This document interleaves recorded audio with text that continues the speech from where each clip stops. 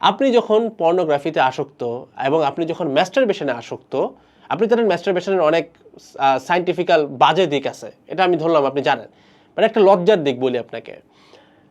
যাদের মাথায়, যাদের ভিতরে ছোট্ট করে একটু ইমানের নূর আছে, আচ্ছা ভাই, আপনি কি এমন একটা লোকের সামনে এই ম্যাস্টারবেশন কাজটা করতে পারবেন যাকে আপনি রেসপেক্ট করেন, যাকে সম্মান করেন?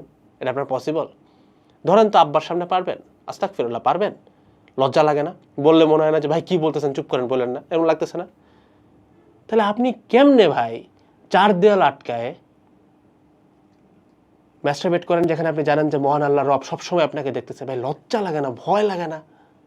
আপনি বুঝতেছেন যে কত সিভিয়ার একটা জিনিস নিয়ে কাজ করতেছেন?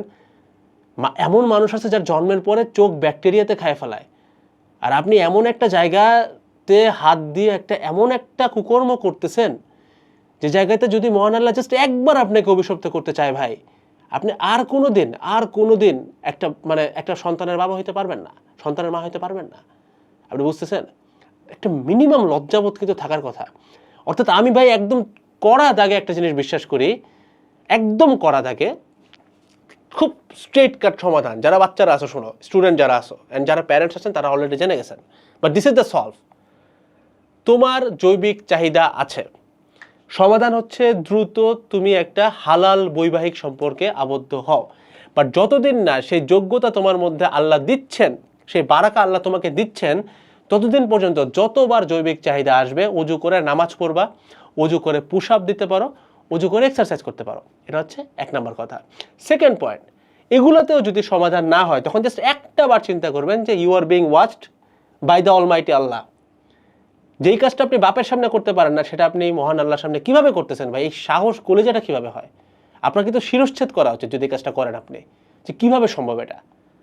যদি আমি জাস্ট এতটুকু বিশ্বাস করি, আপনার যদি ঈমান থাকে, আপনি যদি জাস্ট এতটুকু বিশ্বাস করেন যে মহান আল্লাহ আপনাকে দেখতেছেন, ফেরেশতাগণ দেখতেছে, তারা দেখতেছেন, আপনার প্রত্যেকটা জিনিস কাউন্ট হচ্ছে, তো আপনি মহান আল্লাহ যার আরশের সামনে দাঁড়ানোর আগে আমাদের কান্না চলে আসে যখন নামাজে আমরা আরশের চিন্তা করি, যে আমরা হয়তো, আমি যখন কল্পনা করতে পারি যে আমি নামাজে আল্লাহর আরশের সামনে হয়তো জাস্ট কল্পনা দাঁড়ায় আছি, চোখ বায়ে পানি পড়ার কথা, সেই মহান আল্লাহ আপনাকে 24/7 দেখতেছে, আপনি কিভাবে কাজটা করতেছেন? লজ্জা লাগে না? সো জাস্ট ভিতরে যদি ছোট্ট ন্যূনতম একটা ইমানের সেন্স থাকে, এই কাজটা আপনি করবেন না, এই কাজটা করবেন না। That's it, that's the solution.